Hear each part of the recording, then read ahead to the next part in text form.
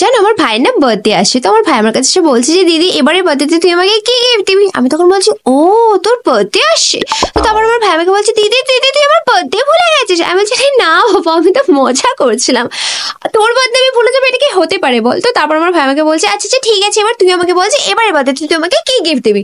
আমি বলছি গিফটের কথা যদি তোকে আমি এখনই বলে দিই তাহলে তুই গিফটটা পাওয়ার পর তুই আর অতটাও এক্সাইটেড থাকবি না। তো তারপর আমার ভাই আমাকে বলছে বল না রে দিদি তুই আমাকে কি গিফট দিবি প্লিজ বল না। তো তারপর আমি বলছি আচ্ছা বাবা ঠিক আছে তোকে একটা হিন্ট দিচ্ছি, আমি তোকে এমন একটা গিফট দেবো যেটার কথা তুই কোনোদিনও ভুলতে পারবি না। তো তারপর আমার ভাই কি বলছে জানো, তারপর আমার ভাই আমাকে বলছে দিদি তুই তো আমার কৌতূহল বাড়িয়ে দিলি, এবার তো সবসময় আমি যে তুই কি গিফট দিবি সেটা সম্বন্ধে চিন্তা ভাবনা করবো আর সবসময় তোর গিফটের জন্যই ওয়েট করবো।